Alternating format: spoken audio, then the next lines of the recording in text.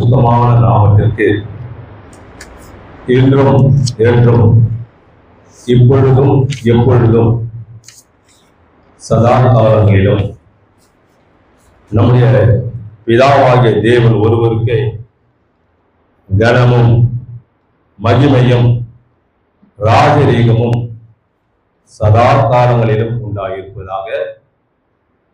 இந்த வாரத்தின் மன மகிழ்ச்சியான நாளிலே பிதாவாகிய தேவனை ஆதியோடும் உண்மையோடும் முழு இதயத்தோடும் அவரை தொழுது கொள்ளும்படியாக கூடி வந்திருக்கிற சபையார் அனைவருக்கும் உலக ரட்சகராகிய ஆண்டவராகிய இயேசு கிறிஸ்துவுடைய புண்ணிய நாமத்தினாலே உங்கள் யாவருக்கும் அடியுடைய வாழ்த்துதலையும் ஸ்தோத்திரத்தையும் ஏற்படுத்திக் கொள்கிறேன்.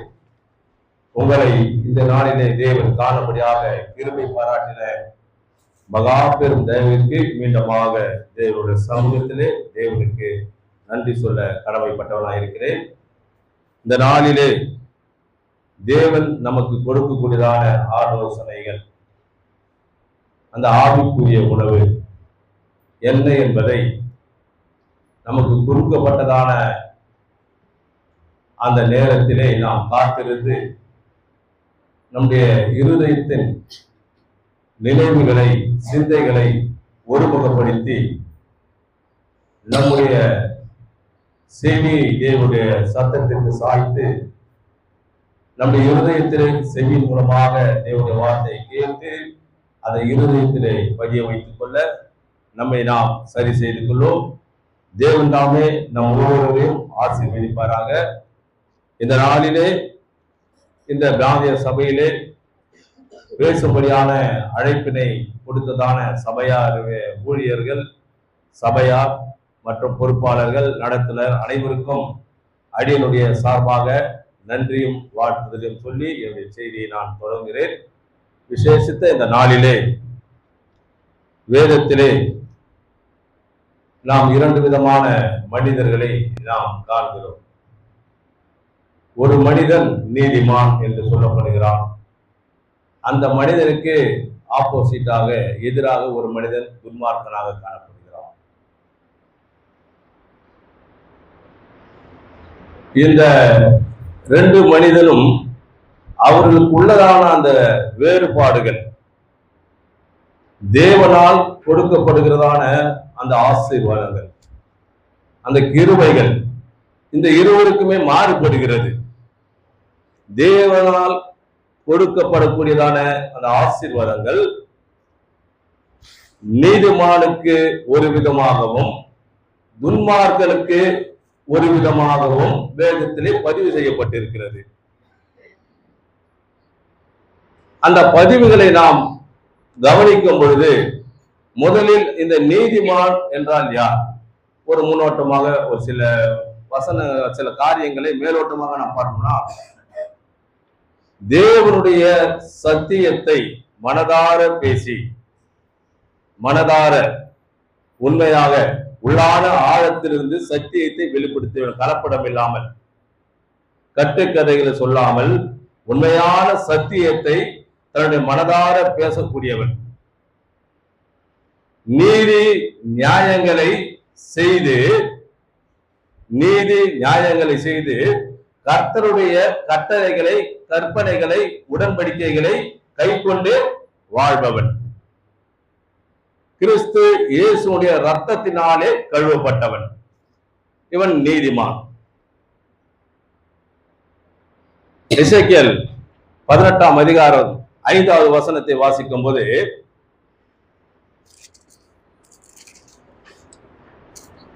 ஒருவன் நீதிமானாய் இருந்து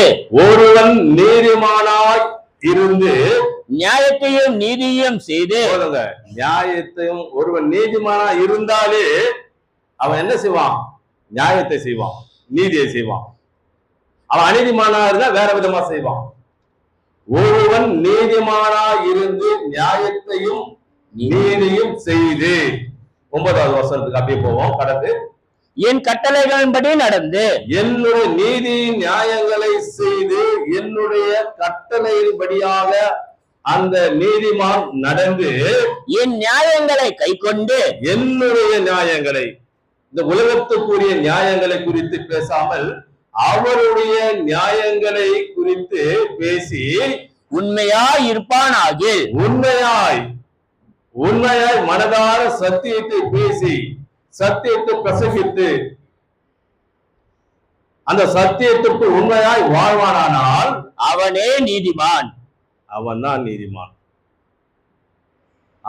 நீதிமான். உண்மையாக மனதார சத்தியத்தை பேசி கர்த்தருடைய கற்பனைகளின் கட்டளைகளை கைக்கொண்டு நீதி நியாயங்களை நீதியாய் செய்து உத்தமனாய் வாழ்பவனே தேவனுடைய பார்வையில் நீதிமான். இந்த துன்மார்க்கன் யார்? அவனுக்கு அப்படியே ஆப்போசிட். இப்ப என்ன நான் சொன்னமோ அதுக்கு விரோதமா செயல்படக்கூடியவன் தான் துன்மார்க்கன். அவங்ககிட்ட நீதி ஈடுபடாது, நியாயம் ஈடுபடாது, நீதிமானுக்கு விரோதமாக எழும்புவான், நீதிமான் மீது குற்றம் சுமத்துவான், நீதிமானுக்கு பிரச்சனைகளை ஏற்படுத்துவான். நீதிமானை கூட கொலை செய்ய கூட ஒரு வேலை என்ன செய்வான், வகை தேடுவான் என்று வேதம் சொல்லுகிறது. நீங்க சங்கீதங்கள் புத்தகம் 37ஆம் அதிகாரம் 32ஆம் வசனம் வாசிக்கும் போது இந்த துன்மார்க்கன் வாசிங்க, நீதிமானை கொலை செய்யும்படி கூட ஒரு வேலை வகை தேடுவான். துன்மார்க்கன் நீதிமான் மேல் கண் வைத்து நீதியாய் நியாயமாய் நடக்கக்கூடிய நீதிமானாகிய மனிதன் மீது துன்மார்க்கன் கண் வைத்து அவனை கொல்ல வகை தேடுகிறான். கொல்றதுக்கு கூட வகை தேடுவான். அவன்தான் துன்மார்க்கன். ஒருவன் நீதியாய் நடக்கிறான் என்றால், நியாயமாய் நடக்கிறான் என்றால், இந்த உலகத்துல, இந்த பூமியில, இந்த சமுதாயத்துல எவ்வளவு பிரச்சனை ஏற்படும் எல்லாருக்கும் தெரியும். நீதியா நடக்க ஆரம்பித்தாலே போதும், உண்மையை பேச போனாலே போதும், அதனால எவ்வளவு பிரச்சனைகளை சந்திப்போம். ஒரு மனிதன் நீதியாய் வாழ ஆரம்பித்தாலோ அவனுக்கு எதிராக என்ன பண்ணுவாங்க, கிளம்பி ஜனம் கூட்டமா கிளம்பி வருவாங்க. ஆனா துன்மார்க்கமா வாழ்ந்து பாரு, சந்தோஷமா ஜனங்க என்ன பண்ணாங்க, அவனை சந்தோஷிப்பாங்க. ஆனா நீதியாய் வாழ ஒரு மனிதத்திலே அந்த மனிதனை கொல்லும்படியாக கூட இந்த துன்மார்க்கன் வகைத்து அவனுடைய ஆலோசனை அப்படிப்பட்டது. ஆனா சங்கீதம் 1:1 துன்மார்க்கருடைய ஆலோசனையில் நடவாமலும், அவருடைய ஆலோசனை, துன்மார்க்கருடைய ஆலோசனை ஒருவனை கொலை செய்யும், நீதிமானை கொலை செய்யும்படி வகை தேடக்கூடியதாக இருக்கிறது. அப்ப இந்த இரண்டு மனிதரும், இந்த நீதிமான் சத்தியத்தை மனதார உண்மையாக நேசித்து நீதியாய் வாழ்ந்து நியாயத்தை செய்து கர்த்தருடைய கட்டளை கை கொண்டு வாழக்கூடியவன் நீதிமான். இதற்கு விரோதமாக அப்படியே ஆப்போசிட்டாக வாழக்கூடியவன் தான் துன்மார்க்கன். அப்ப இவங்க ரெண்டு பேருக்கும் உள்ளதான இந்த வித்தியாசம். அப்ப தேவன் நீதிமானுக்கும் துன்மார்க்கனும் கொடுக்கக்கூடியதான அந்த நன்மை தீமைகள் என்னென்ன, ஆசீர்வாதங்கள் என்ன என்று நாம் பார்க்கும்போது, நீதிமொழிகளின் புத்தகம் 2ஆம் அதிகாரத்தை வாசிக்கும் போது 2ஆம் அதிகாரம் 7ஆம் வசனம், அவர் நீதிமான்களுக்கு என்று மெய் ஞானத்தை வைத்திருக்கிறார்.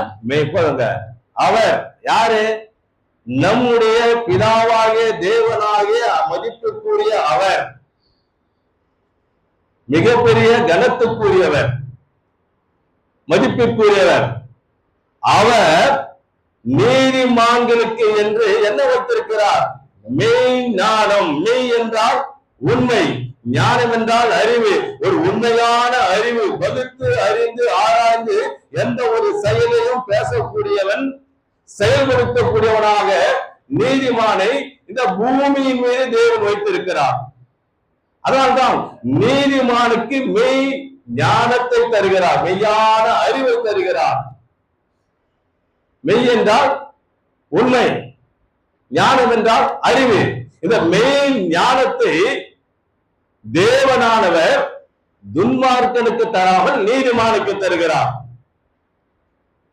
உண்மையான ஒரு ஞானத்தை, எந்த ஒரு நிகழ்வையும், எந்த ஒரு வேலையும், எந்த ஒரு காரியத்தையும் அவன் பகுத்தாய் ஆராய்ந்து அதை செயல்படுத்தபடியாக, அதை நீதியா செய்யும்படியாக, நியாயமாய் செய்யும்படியாக அவனுக்கு அந்த ஞானத்தை, அறிவை உண்மையான வகுத்து அறிந்து ஆராய்ந்து செய்யக்கூடியதான ஞானமுள்ள அறிவை, மெய்யான அறிவை தேவன் நீதிமானுக்கு தருகிறார். இதே நீதிமொழிகள் புத்தகம் 14ஆம் வசனத்தை இதே அதிகாரத்துல வாசிக்கும் போது இந்த துன்மார்க்கன் என்ன செய்யறா, தீமை செய்தாதில் மகிழ்கிறான். நீங்க வாசித்து பாருங்க. தீமை செய்ய மகிழ்ந்து, தீமை செய்ய துன்மார்க்கன் மகிழ்ந்து, துன்மார்க்கருடைய மாறுபாடுகளில் களி கூறுகிறவர்களுக்கு சந்தோஷப்படுகிறார்கள். அவன் தீமை செய்து அதிலே மகிழ்ந்து அதிலே அவன் களி கூறுகிறான். அவன்கிட்ட என்ன இல்ல, அந்த மெய்யான, அந்த உண்மையான, அந்த பகுத்தறிவுக்குரியதான அந்த அறிவு அவன்கிட்ட இல்ல. அது தேவன் அவனுக்கு வைக்கவில்லை. அவன் துன்மார்க்கனாய் இருக்கிறபடினாலே, அவன் துன்மார்க்கமாய் வாழ்கிறபடினாலே, அவன் நீதிமானை கொள்வதற்கு வகை தரக்கூடியவனாய் இருக்கிறபடினாலே, அப்பேற்பட்ட ஆலோசனை தன் இருதயத்தில் அவன் சிந்தித்துக் கொண்டிருக்கிறபடினாலே அவனுக்கு அவன் அந்த தீமையிலே களி கூர்ந்து மகிழக்கூடியவனாய் இருக்கிறான். நீதிமொழிகள் புத்தகத்துல மறுபடியும் அப்படியே தொடர்ந்து வாசிக்கும் போது 3:33 நீதிமானுடைய வாசஸ்தலத்திலே தேவனுடைய ஆசீர்வாதம் தங்கும். எல்லாருக்கும் சந்தோஷம். இது இருந்தா தேவ ஆசீர்வாதம் நம்ம கிட்ட இருந்தா யாரு நம்ம இந்த பூமியில ஒன்றுமே செய்ய முடியாது. யாராலும் தடுத்து நிறுத்தவும் முடியாது. அவர் கொடுக்க நினைத்ததை ஒருவனாலும் என்ன பண்ண தடுக்க இயலாது. இதோ அவர் பறித்துக் கொண்டு போகிறார். அதை தடுத்து நிற்பவன் யார்? அவரால் செய்யக்கூடாத காரியம் ஒன்றும் இல்லை. ஆகையினாலே நீதிமானுடைய வாசஸ்தலத்திலே தேவனுடைய இந்த ஆசீர்வாதம் தங்க. வாசிங்க 33. நீதிமான்களுடைய வாசஸ்தலத்தையோ அவர் ஆசீர்வதிக்கிறார். அவர் ஆசீர்வதிக்கிறார். வாசஸ்தலம் என்பது தேவன் வாசம் பண்ணக்கூடிய இடம் என்று வேதம் சொல்லுகிறது. ஒரு சில நேரத்தில் நம்ம வீடா கூட யோசிக்கிறோம். தேவன் வாசம் பண்ணக்கூடிய மனிதருக்குள்ளாக தேவன் வாசம் பண்ணக்கூடிய வாசஸ்தலம் என்பது மனிதனுடைய இருதயம். இந்த இருதயத்தின் வாசஸ்தலத்திற்குள்ளாக தேவன் வாசம் செய்கிறார். நான் அவர்களுக்குள்ளே உலாவி அவர்களுக்குள்ளே வாசம் பண்ணி அவருடைய தேவனா இருப்பேன் என்று புதிய ஏற்பாட்டில் எழுதியிருக்கிறது. அப்ப இந்த ஸ்தலத்தை, மனிதனை தேவன் ஆசீர்வதிக்கிறார். அவர் வாசம் பண்ணக்கூடிய வாசஸ்தலம் மனிதனுக்குள்ளாக இருக்கிறது. அந்த ஸ்தலத்தை தேவன் என்ன செய்கிறார் என்றால் அவரை ஆசீர்வதிக்கிறார். ஆனால் அடுத்த வசனம் அப்படியே அதே அதிகாரம் வாசித்த அதே வசனத்துக்கு கீழே இப்ப வாசி 33 துன்மார்க்கருடைய வீட்டில், துன்மார்க்கனுடைய வாசஸ்தலத்திலே வீட்டிலே கர்த்தரின் சாபம் இருக்கிறது. சாபத்தையும் வச்சிருக்கிறாரு, ஆசீர்வாதத்தையும் வச்சிருக்கிறாரு. துன்மார்க்கன் வீடு என்று சொல்லக்கூடியதான வாசஸ்தலத்திலே இருதயத்திலே சாபம் இருக்கிறது சொல்லுவாங்க. இந்த வீடு பாருங்க, இந்த குடும்பத்துக்கு என்னதான் சாபக்கேடுன்னு தெரியல, அப்படியே இருக்குது. எவ்வளவு காலமா பாக்குறேன், நீண்ட நாட்களாய் இதை கவனித்துக் கொண்டு இருக்கிறேன். இந்த குடும்பத்துல ஒருவருக்கும் திருமணமாகவே இல்லை, ஒருவருக்கும் நல்ல வேலை கூட இல்லை. இது தேவனுடைய சாபமாய் இருக்கிறது. இது இயற்கையாகவே நாம் கண்கூடாக காணக்கூடியது, பார்க்கக்கூடிய ஒன்று. இப்ப நீதிமானுடைய வாசஸ்தலத்துல தேவனுடைய ஆசீர்வாதம் தங்கும். துன்மார்க்குடைய வீட்டிலே, அவனுடைய வாசஸ்தலத்திலே சாபம் நிறைந்து காணப்படக்கூடியதாக இருக்கிறது. இந்த நீதிமானுடைய பாதை, வழிகள், அவன் நடக்கக்கூடியதான வழிகள், அவன் செல்லக்கூடியதான பாதைகள் எப்படி இருக்குமா? பகலிலே, நடு பகலிலே பிரகாசிக்கிற சூரிய வெளிச்சத்தை போல அந்த வெளிச்சம் இருக்கும். நீங்க நீதிமொழி புத்தகத்தை நாம் வாசிக்கும் போது 4:18 நீதிமான்களுடைய பாதை, நீதிமான்கள் உடைய பாதை நடு பகல் வரைக்கும். நடு பகல் எவ்வளவு வெளிச்சம் இருக்கும் சொல்லுங்க. ஒரு சரியான மதியான வேலை, 12 மணி 1 மணி 12 மணில இருந்து 2 மணி வரைக்கும் சரியான வெளிச்சம், வெயில் கடுமையாக காணப்படும். ஆனா வெளிச்சம் சரியான வெளிச்சமா இருக்கும்.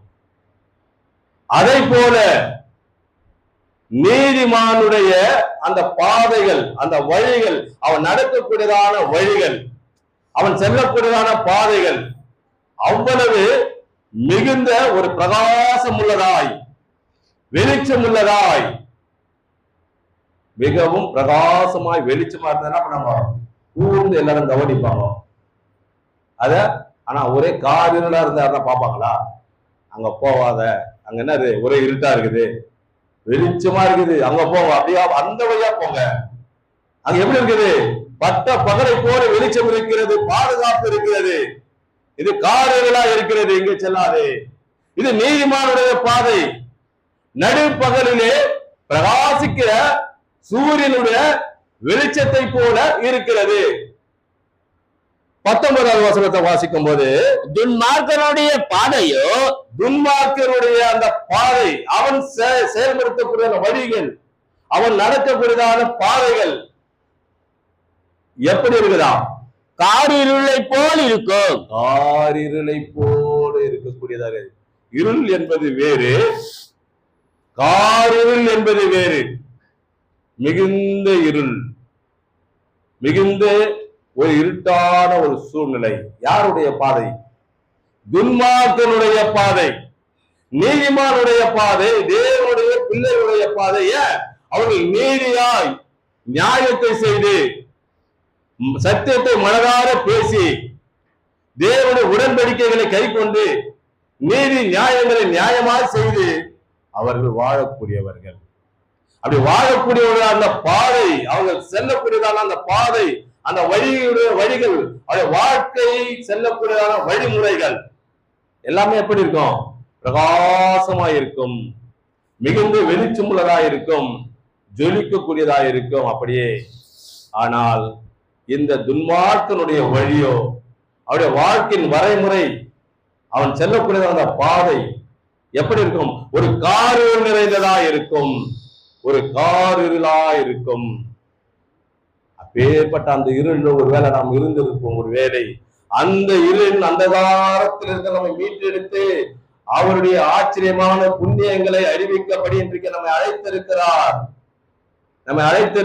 அந்தகார இருளில் இருந்து, ஒரு காலத்தில் இருளில் இருந்தோம், அந்தகார இருளில், அந்த கார் இருளில் இருந்தோம். இருந்த நம்மை அப்படியே கையை பிடித்து நம்மை அழைத்து வந்திருக்கிறார். அவருடைய புண்ணியங்களை நாம் அறிவிக்கும்படியாக, வெளிச்சத்தின் பிள்ளைகளாய் நடந்து கொள்ளும்படியாக, இந்த பூமியிலே சூரியனை போல பிரகாசிக்கிற ஒரு வெளிச்சமுள்ள வாழ்க்கை, ஆவிக்குரிய கிறிஸ்துவாகிய நீதிமான்களாகிய நீயும் நானும் வாழபடியாக தேவன் இயேசு கிறிஸ்துவின் ரத்தத்தின் மூலமாக நம்ம நீதிமானாக்கி அழைத்திருக்கிறார். அந்த அழைப்புக்கு நாம் ஒவ்வொருவரும் பாத்திரராய் நடந்து கொள்ள வேண்டியது அவசியம். அழைப்பு, நம்மை அழைத்தவர் பரிசுத்தர். இன்றைக்கு பண்ணோம் பரிசுத்தர் பரிசுத்தர் பரிசுத்தர் என்று. அந்த பரிசுத்தர் நம்ம அழைத்திருக்கிறார். அழைப்பின் நோக்கத்தை நாம் புரிந்து நம்முடைய வாழ்க்கையில கூட நாமும் நீதி நியாயங்களை செய்து மனதார சத்தியத்தை பேசி, கலப்படமில்லாமல் சத்தியத்தை பேச வேண்டும்.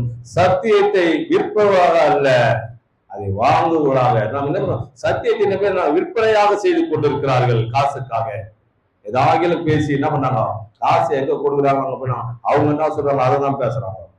ஆனா சத்தியத்தை என்ன பண்ணாங்க, மறைச்சிடறாங்க. கட்டுக்கதைகளை பேசி இருதயத்தை வஞ்சித்துக் கொள்கிறார்கள். கபடில்லாத இருதயங்களை என்ன செய்யறாங்க, வஞ்சிக்கிறார்கள். கட்டுக்கதைகளை சொன்ன ஜனங்க என்ன பண்ணாங்க, ஜனங்களுக்கு இப்ப தேவை என்ன, கதை தான். கதையை சொன்னா சந்தோஷமா கேட்டுக்கிட்டே இருப்பாங்க. சொல்லுங்க பிரதரு, நல்ல கதை சொல்லுவாரு, அவர் வந்தா நல்ல நல்ல கதைலாம் சொல்லுவாரு, குட்டி குட்டியா ஒரு கதை சொல்லுவாரு, கேட்டா சந்தோஷமா இருக்கும். அது நம்மளுக்கு பிரயோஜனம். அது ஒரு உதாரணம், ஒரு எக்ஸாம்பிள், அவ்வளவுதான். இப்படி இந்த கதையை கேட்கும்போது அது ஒரு உதாரணம் தான்.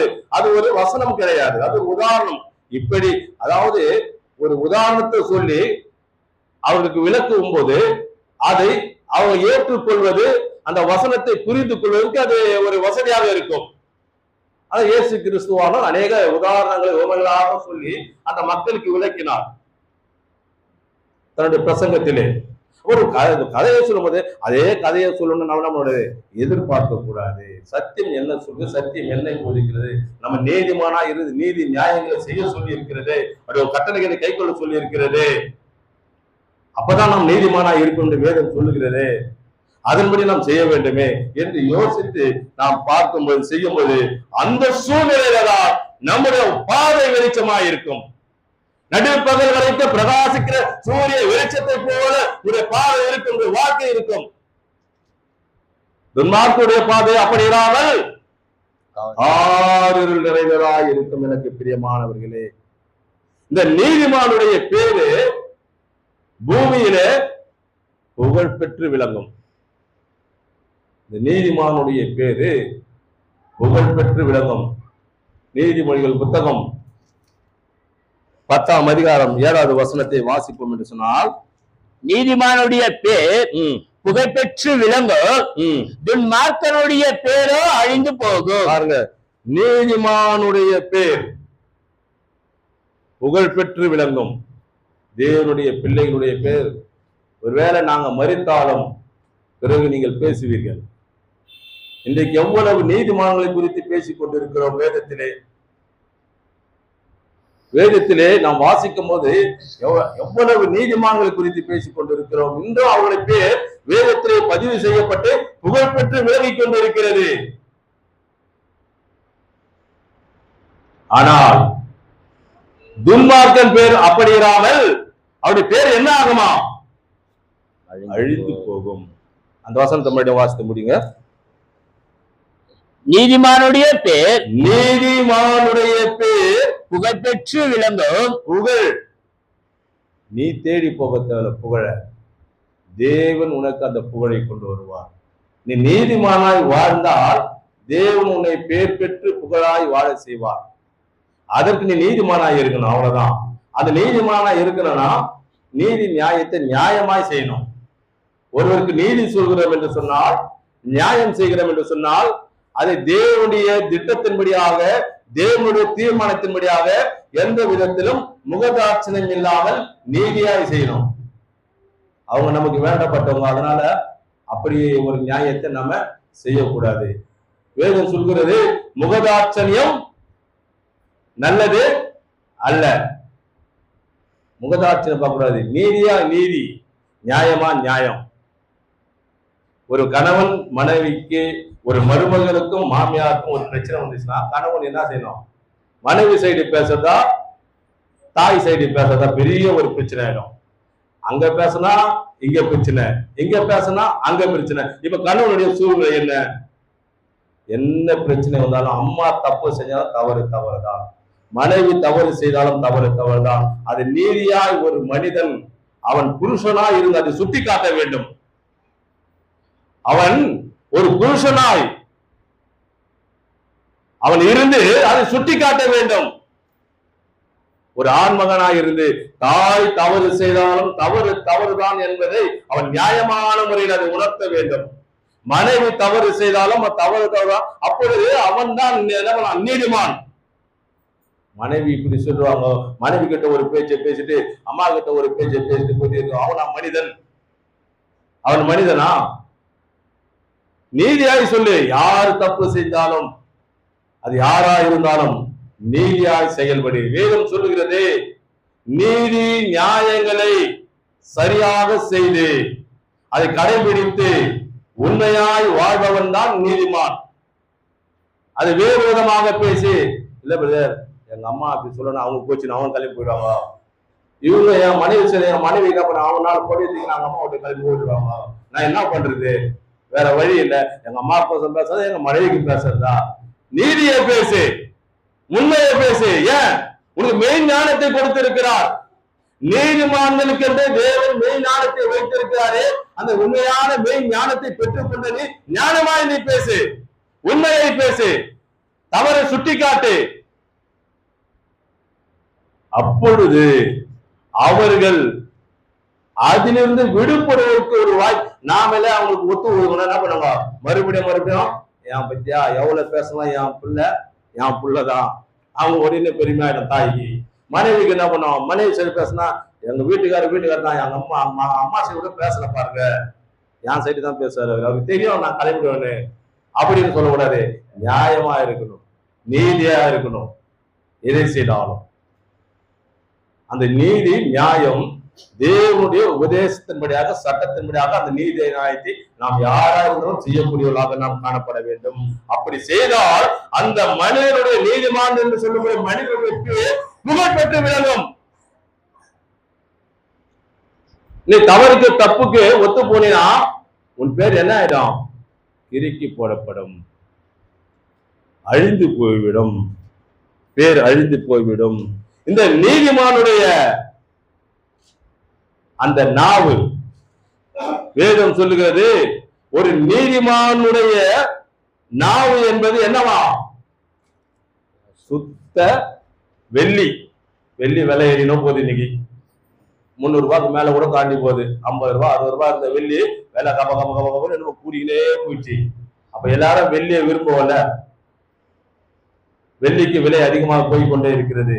இப்ப நீதிமானுடைய அந்த நாவு, அவன் நாவிலிருந்து புறப்படுகிற சொற்கள் ஒவ்வொன்றுமே எப்படி? சுத்த வெள்ளி, புடமிடப்பட்ட சுத்த வெள்ளி. வாசிங்க. நீதிமானுடைய நாவு, நீதிமானுடைய நாவு, அவருடைய வாயிலிருந்து புறப்பட்டு வரக்கூடியதான வார்த்தைகள். நாவு ஏதோ வெளியில செஞ்சு வச்சுட்டு இருக்காங்க போது நாவு, அப்படி இல்லை. அவருடைய நாவிலிருந்து புறப்பட்டு வரக்கூடியதான அந்த வார்த்தைகள், செயல். இந்த நீதிமானுடைய நாவு என்ன? சுத்த வெள்ளி. சுத்த வெள்ளி, அது புடமிடப்பட்டது. அந்த வாயிலிருந்து புறப்பட்டு வரக்கூடியதான வார்த்தைகள் ஒவ்வொன்றும் தேவனால் புடமிடப்பட்டது, தேவனுடைய வார்த்தையாக இருக்கிறது. ஏன்? மெய் ஞானத்தை தேவன் அவனுக்குள்ளாக வைத்திருக்கிறார். உண்மையான அறிவை அவன் போதித்து வகுத்து அறிந்து செயல்படத்தக்கதான ஒரு ஞானத்தை அவன் இருதயத்திலே வைத்திருக்கிறபடினாலே அவனுடைய வாயிலிருந்து புறப்படுகிற வார்த்தை ஒவ்வொன்றும் சுத்தமுள்ளதா இருக்கும். வெள்ளியை போல அந்த வார்த்தைகள் சுத்தமுள்ளதா இருக்கும். அப்படியே அடுத்து சொல்றாரு, துன்மார்க்கனுடைய மனம் அற்ப விலையும் பெறாது. அவனுடைய யோசனைக்கு, அவனுடைய பேச்சுக்கு ஒரு அற்பமான விலை கூட. ஏதாவது என்ன சொல்லுங்க, ஒரு பொருள் விலையாகும்னா ஏதாவது எடுத்துட்டு குத்துட்டு போகணும், அதனுடைய மவுசு போயிடுச்சுன்னு அர்த்தம். அந்த பொருளுடைய தன்மை, மவுசு, மதிப்பு எல்லாமே குறைஞ்சு போச்சு. சொல்லுவாங்க, எவ்வளவு சொல்லுங்க, ஏதாவது குத்துட்டு எடுத்துன்னு போங்க. அப்ப அது என்னது? பிரயோஜனமற்றது. ஏதாவது இந்த சுத்த வெள்ளி அப்படி சொல்லுவாங்களா? ஏதாவது குத்துட்டு வெளியே எடுத்துன்னு போயிடுங்கன்னு சேர்த்து சொல்லுவாரா? அம்மா 320 ரூபாமா, வெய்மா 320 ரூபான்னு. ஆனா இந்த துன்மார்க்கனுடைய வார்த்தைகள் அற்ப விலை கூட பெறாதான். அதுக்கு விலையே இல்லை. அது விருதாவானது, அது வெறுமையானது, அது ஒன்றுக்கும் உதவாதது, அது விலை போகாதது, அது அற்ப விலையானது. ஆனால் நீதிமானுடைய வார்த்தைகள், நாவு சுத்த வெள்ளியாய் இருக்கிறது. அடுத்து 21வது வசனத்தை நாம் கவனிக்கும் போது, நீதிமானுடைய உதடுகள் அநேகரை போஷிக்கும். நீதிமானுடைய உதடுகள் அநேகரை பாதுகாக்கும், போஷிக்கும். அநேகரை. யாருடைய உதடுகள்? நீதிமான்கள், தேவனுடைய பிள்ளைகளுடைய உதடுகள். தேவனால் கிறிஸ்து இயேசு மூலமாய், கிறிஸ்து இயேசுவின் ரத்தத்தினாலே கழுவப்பட்டு ஞானஸ்தானம் பெற்று சபையிலே சேர்க்கப்பட்டு அவரை ஆராதித்துக் கொண்டிருக்க ஒவ்வொருவரும் நீதிமான்கள். நம்முடைய நாவு சுத்த வெள்ளியா இருக்கிறதா அல்லது அநேகரை போஷிக்கிறதா என்று நாம் தான் சோதித்து பார்க்க வேண்டும். நமக்கு நாமே ஒரு சுய பரிசோதனை செய்து கொள்ளும் போது நம்முடைய நாவு சுத்த வெள்ளியை போல நம்முடைய பேச்சுக்கள், செயல்முறைகள், நடைமுறைகள், ஆவிக்குரிய வாழ்க்கை இருக்கிறதா? இல்ல ஒன்றுக்குமே உதவாத அற்ப விலையை போல நம்முடைய வாழ்க்கை இருந்து கொண்டிருக்கிறதா? அப்ப நாம இந்த நீதிமானுக்குரிய வாழ்க்கை வாழ்ந்து கொண்டிருக்கிறோமா? துன்மார்க்கத்துக்குரிய வாழ்க்கை வாழ்ந்து கொண்டிருக்கிறோமா? இந்த நீதிமானுடைய உதடு அநேகரை போஷிக்கும், அநேகரை பாதுகாக்கும். ஆனால் மூடருடைய புத்தியினமோ அநேகரை மாலை செய்யும். அப்படியே தொடர்ந்து வாசிங்க. மூடரோ மூடரோ மதி இனத்தினால் மாளுவார்கள், மதி இனத்தினால் மாண்டு போவார்கள். அவர்கள் மூடர்கள் சொல்லுவாங்க, நாங்க புத்தி இல்லாதவங்க இப்படி செஞ்சுட்டான். மூடன், துன்மார்க்கன், எரிநகரத்து ஏதுவானவன், புத்தி இல்லாதவங்க இப்படி பண்ணிட்டான். கொஞ்ச நேரத்துல அவன் புத்தியை, தேவன் தனக்கு கொடுத்ததான அந்த மெய் ஞானத்தை அவன் வகுத்து ஆராய்ந்து யோசித்து செயல்படுத்துவானால் அநேகரை அவன் போஷிக்கும்படியாக அவன் உதடுகள் அநேகரை போஷிக்கும், பாதுகாக்கும். அநேகருக்கு ஆவிக்குரிய ஆத்மாவுக்கு தேவனுடைய வார்த்தையை கொடுத்து அநேகருடைய ஆத்மாவை போஷிக்கும்.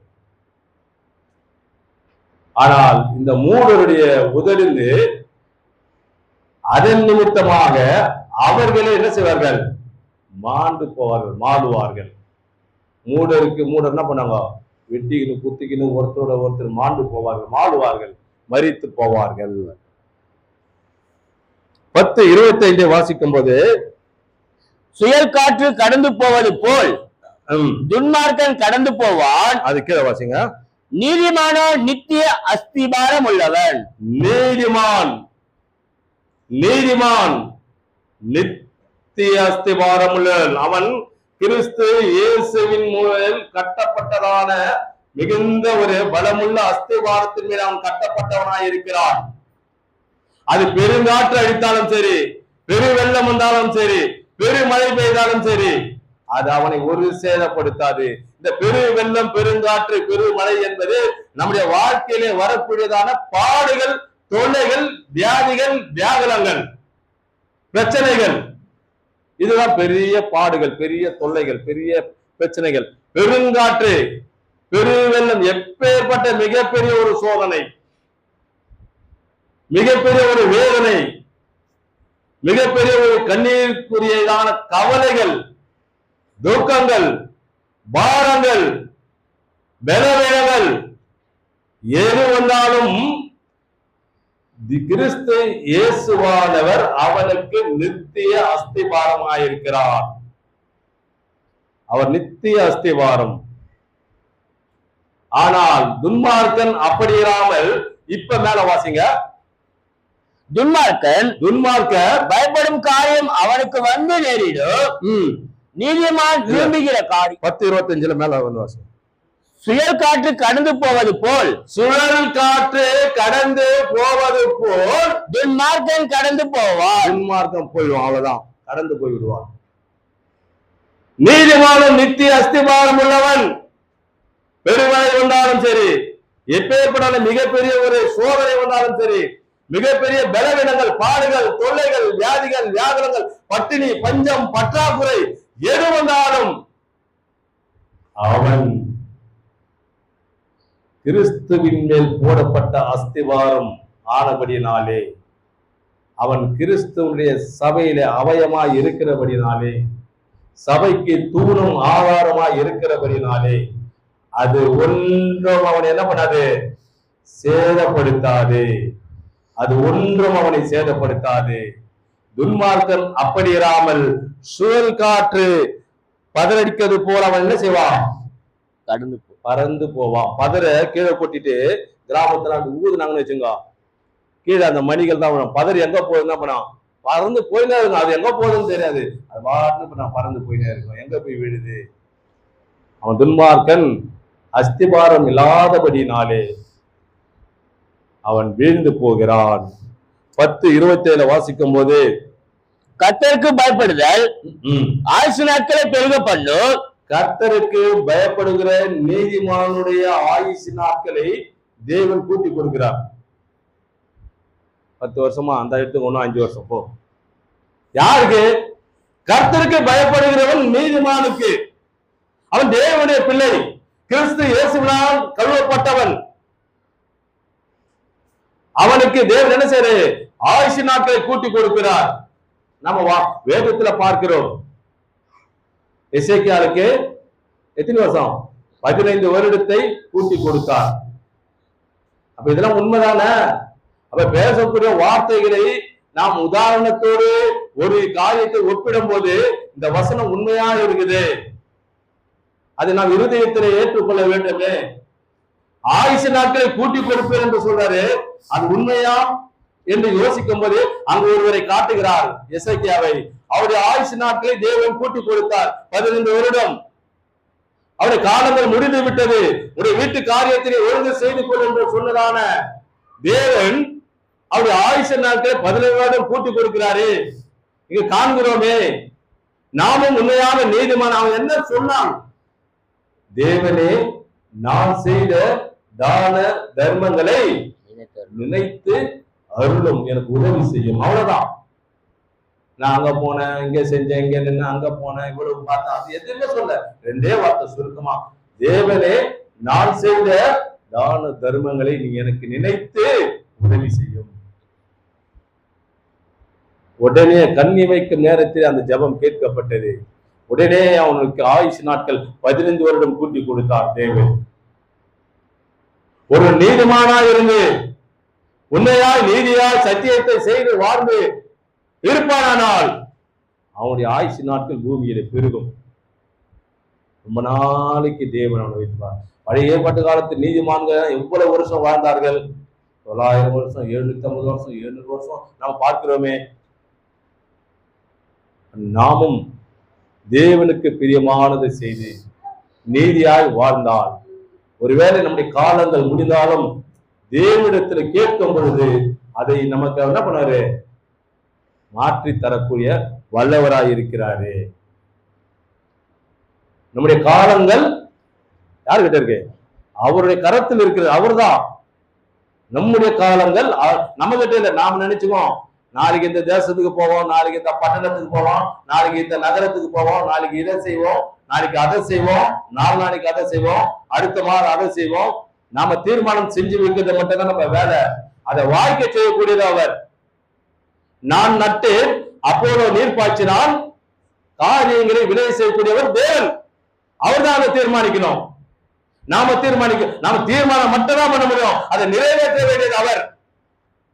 நம்முடைய காலங்கள் கர்த்தருடைய கைகளில் இருக்கிறது. அவர் தான் தீர்மானம் செய்யணும். நாம தீர்மானம் மட்டும்தான் போட முடியும். அதை நிறைவேற்ற வேண்டுமா, நிறைவேற்ற கூடாதா என்பதை அவர்தான் தீர்மானிக்கணும். அவர்தான் தீர்மானிக்கணும். ஆகையினாலே நம்முடைய ஆயுசு நாட்களை அவர் பெருக செய்கிறார். இங்க துன்மார்க்குடைய ஆயுசு நாட்கள் என்ன செய்யும்? குறுகி போவோம். துன்மார்க்குடைய ஆயுசு நாட்கள். சங்கீதம் 37-35 ஒரு மனுஷனை நாம பார்க்கிறோம். ஒரு துன்மார்க்கமான ஒரு மனுஷன்.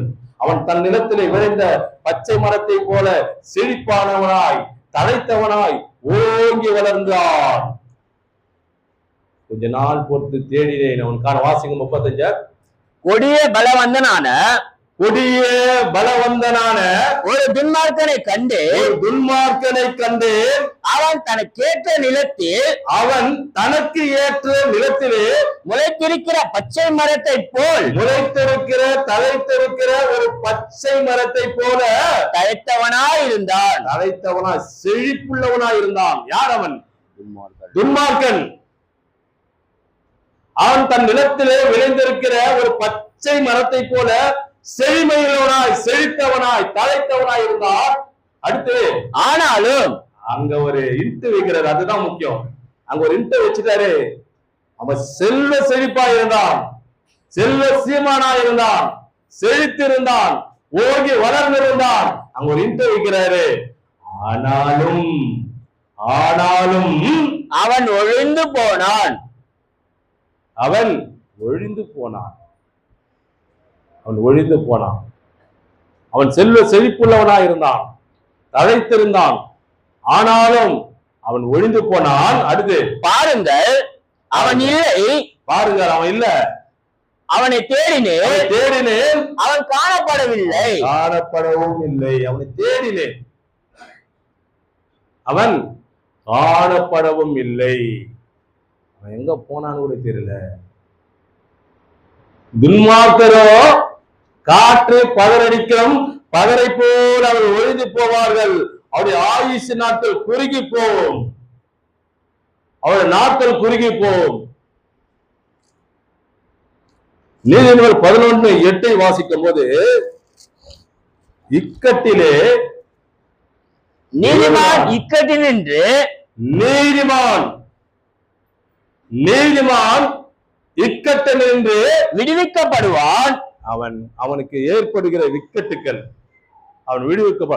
தேவனுடைய பிள்ளைகள் எப்பேற்பட்டதான இக்கட்டிலே சிக்கிக் கொண்டாலும், ஒருவேளை அவன் நீதியாய் நடந்திருந்தால், உண்மையான மெய் ஞானத்தை இருதயத்திலே வைத்து தேவனுடைய செயல்முறைகளை செயல் வடிவத்திலே அவள் காட்டி நடந்திருந்தால், இக்கட்டை வந்து அவர் என்ன பண்ணாரு? காப்பாற்றுவாரு. அது எப்பேற்பட்ட இக்கட்டா இருக்கட்டும். தாவீதை காப்பாற்றினார் சவுல் கையிலிருந்து, தானியேலை காப்பாற்றினார் சிங்கத்தின் வாயிலிருந்து, யோபுவை பலவிதமான பலவீனத்திலிருந்து அநேக பொருட்களை இழந்து விட்டார்.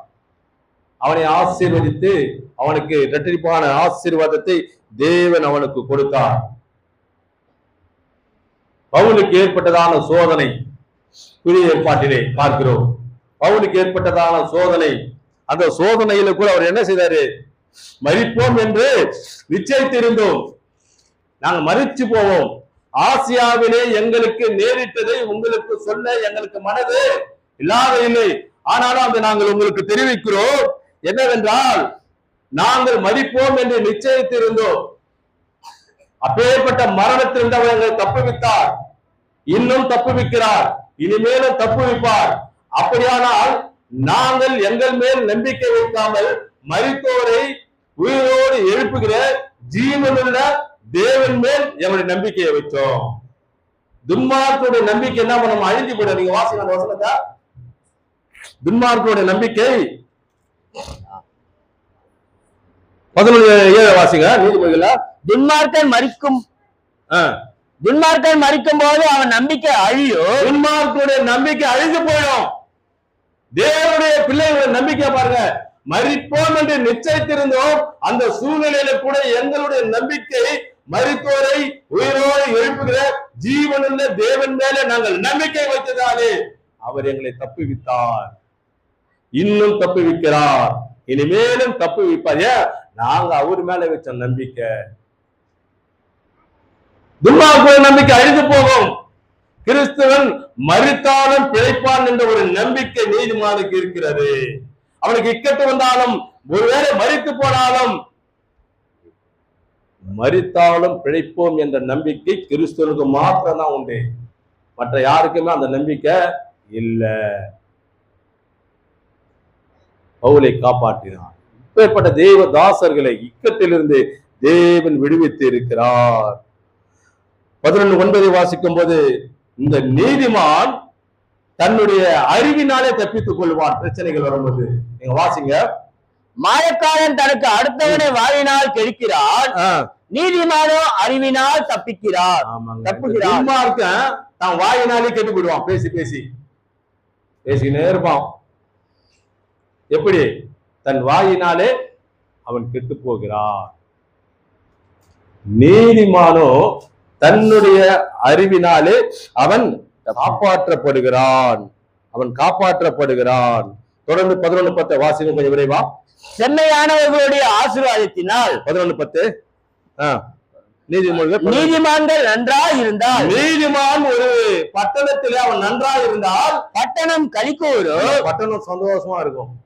ஒரு தேவனுடைய பிள்ளைகள் ஒரு தெருவிலே, ஒரு பட்டணத்திலே, ஒரு கிராமத்திலே இருந்தாங்கன்னா அவங்க நல்லா இருந்தாங்க, அந்த பட்டணம் நல்லதா இருக்கும்.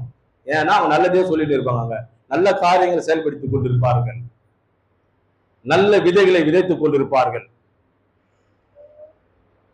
நீதிமான் நன்றாய் இருந்தால் அந்த பட்டணம் கம்பீரித்து களி கூறும். அடுத்து துன்மார்க்கன் அழிந்தால், ஒரு துன்மார்க்கன் அவரு முடிஞ்சிடுச்சு, அவர் முடிச்சு போட்டாங்க அப்படின்னா என்ன ஆவாங்க? கம்பீரம் உண்டாகும். ஏன்னா ஒரு துன்மார்க்கன் எல்லாரும் சந்தோஷப்படுறாங்க. அந்த தெருவுல போகவே முடியாது ஐயா, அந்த தெருவுல ரொம்ப தொல்லை பிடிச்சிட்டு அந்த தெருவுல போனாலே அந்த ஆள் இருப்பாரு துன்மார்க்கன், ரொம்ப மோசம், பேச்சு சரிக்கிறது, செயல் சரிக்கிறது, கிரியை சரிக்கிறது. துன்மார்க்கன் அவன் ஒழிந்தான்னா அங்க என்ன ஆகுமா? கம்பீரம், சந்தோஷம். ஒரு நீதிமான் நன்றா இருந்தால் அந்த பட்டணம் சந்தோஷமா இருக்கும், கலிக்கூறம், மகிழ்ச்சியா இருக்கும். நீங்க தொடர்ந்து வாசிக்கும் போது செம்மையானவர்களுடைய ஆசீர்வாதத்தினால் 12:5 வாசிங்க. மதிக்கெட்டவன் பிறனை அவமதிக்கிறார். 12:5 நீதிமான் நினைக்கிறது நியாயமா இருக்கும். தேவனுடைய பிள்ளைகள் யாருக்கும் எந்த தீங்கும் செய்யக்கூடாது, நியாயமா செய்யணும். அததான் போதிக்கிறோம், அததான் பேசிட்டு இருக்கிறோம். நீங்க போங்க, பக்கத்து வீட்டுல துரோகம் பண்ணுங்க, அண்ணனுக்கு துரோகம் பண்ணுங்க, தம்பிக்கு துரோகம் பண்ணுங்க, கலகம் பண்ணுங்க, இப்படியா சொல்றாங்க? யாருக்கும் எந்த துரோகமும் செய்யாமல் பரிசுத்தமாய் வாழுங்கள், நீதியாய் வாழுங்கள், நீதியை செய்யுங்கள், நியாயத்தை செய்யுங்கள், கர்த்தருடைய உடன்படிக்கையை நீங்க என்ன பண்ணுங்க, கை கொள்ளுங்கள் என்றுதான் போதிக்கப்படுகிறது. நீங்க அநியாயத்தை செய்யுங்க, அதை விதையுங்க, அப்படி நாம யாருமே என்ன பண்றது? எல்லாரும் நீதியை செய்யணும், நியாயத்தை செய்யணும். எல்லோரும் தேவனுடைய ராஜ்யத்திற்குள்ளாக பிரவேசிக்க வேண்டும் என்றால் தேவனுடைய தீர்மானம், திட்டம். அதற்காகவே இயேசு கிறிஸ்துவானவரை இந்த பூமியிலே அனுப்பினார். ஆனால் நீதிமான் நினைக்கிற ஒவ்வொரு காரியமும் நியாயமாயிருக்கும், அது நியாயமானவைகள். அடுத்து துன்மார்க்கனுடைய ஆலோசனைகளும், துன்மார்க்கனுடைய ஆலோசனைகள் என்னது? சூதானவைகள், சூதனமானவைகள். எச்சரிப்பா நடந்து கொள்ளலாம், அவங்ககிட்ட எச்சரிப்பா நடந்து, துன்மார்க்கம் கிட்ட அவருடைய ஆலோசனைகள் சூதனமானவைகள். ஜாக்கிரதையா நடந்து கொள்ள வேண்டும். அவருடைய ஆலோசனையில அவன் கொடுக்குற ஆலோசனை ரொம்ப தவறானதா இருக்கும். நீதிமான் சொல்ற ஆலோசனை அது சிறந்ததாய் சிறப்புள்ளதா இருக்கும். ஏன் இந்த துன்மார்க்கன் 1 பேதுரு 5:8 சொல்றாரு, தெளிந்த புத்தி உள்ளவராயிருங்கள். வாசிங்க. இந்த துன்மார்க்கன் என்ன சொன்னா, ஒரு கர்ஜிக்கிற சிங்கத்தை போல. வாசிங்க 1 பேதுரு 5:8.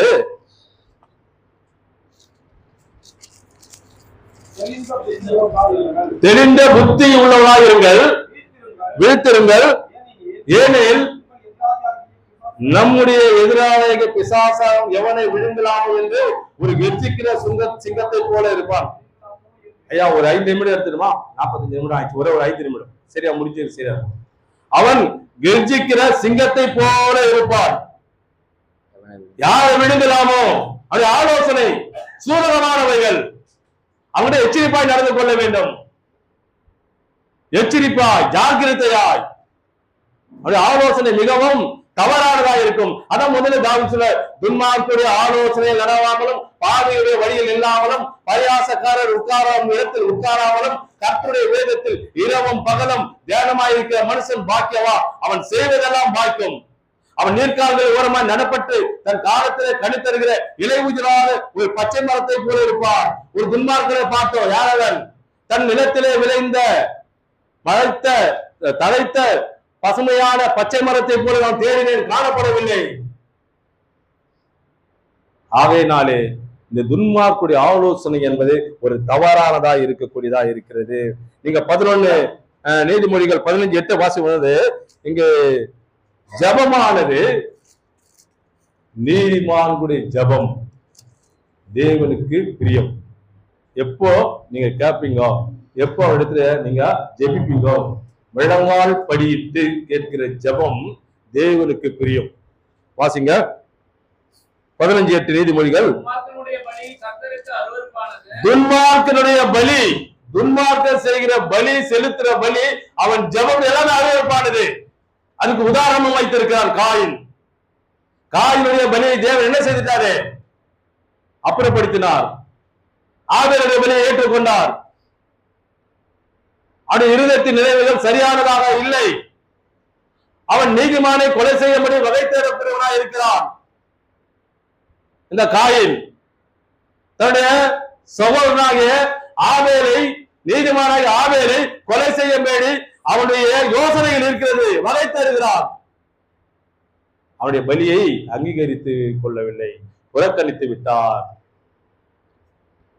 ஆகையினாலே நீதிமானுடைய ஜெபம் தேவனுக்கு பிரியமானது, துன்மார்க்கனுடைய பலியை கர்த்தர் அருவருக்கிறார். நீங்கள் செம்மையானவர்கள் நீதிமான்கள் எல்லா விதத்திலும் தேவனிடத்தில் ஆசீர்வாதத்தை பெற்றுக் கொள்கிறவர்கள் செம்மையானவர்கள், முழுமையானவர்கள். அவர்களுடைய ஜெபம் தேவனுக்கு என்னவா? பிரியம், பிரியம், பிரியம். 24:16 நீதிமொழிகளை வாசிக்கும் போது, நீதிமான் 7 தரம் விழுந்தாலும் எழுந்து நிற்பான்.